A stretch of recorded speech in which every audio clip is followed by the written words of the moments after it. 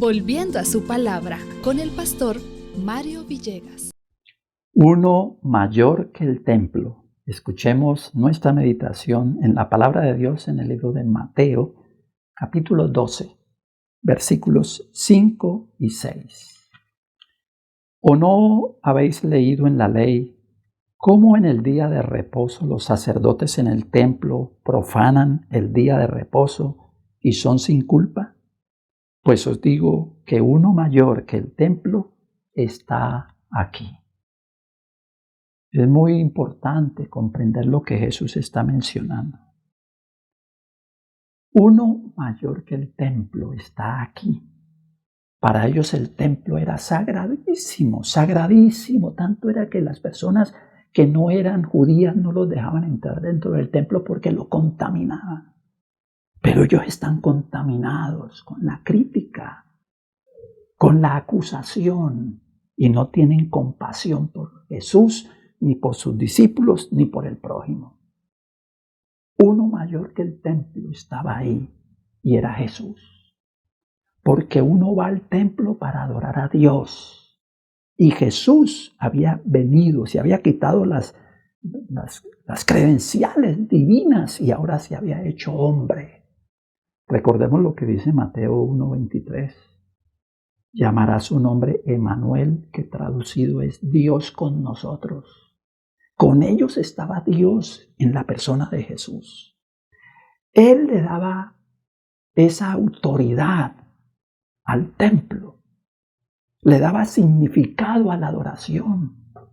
Porque ¿qué significa una adoración sin Dios? ¿A quién adoramos? Es lo que le da validez a la adoración, la presencia de Dios. Pero ellos el templo lo amaban, lo cuidaban, casi que era su Dios. Y por ese motivo Él está diciendo, uno mayor que es Él está en el templo. Pero ellos no lo veían como Dios. Y eso nos puede ocurrir. Ir a adorar sin entender a qué vamos a adorar. Ir, dizque a adorar, pero lo que iban era a criticar. Y por ese motivo ahora Jesús está diciéndoles, yo soy más que este mismo templo. Jesús era el sumo sacerdote. Venía en nombre de Dios. Lo menciona el apóstol Pablo en Hebreos 4:14 cuando dice, por tanto, teniendo un gran sumo sacerdote que traspasó los cielos, Jesús el Hijo de Dios, retengamos nuestra profesión. Jesús había venido para que cada uno de los que estaban reunidos pudieran verlo a Él como el Hijo de Dios, como Dios, como sacerdote, como lo expresa Juan 1:29, como el Cordero de Dios que quita el pecado del mundo. Si los sacerdotes en los templos tenían que esforzarse por hacer los sacrificios, las ceremonias, eso era un trabajo, y sin embargo no pasan para ser acusados aquí en la Sagrada Biblia por ellos, pero sí acusan a Jesús, que es el sumo sacerdote y que no está violando el sábado.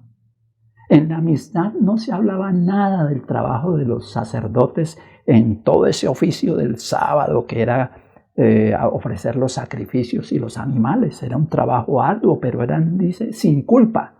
Pero ahora culpan a Jesús, que es el sumo sacerdote, que está por encima de los humanos y por encima del templo.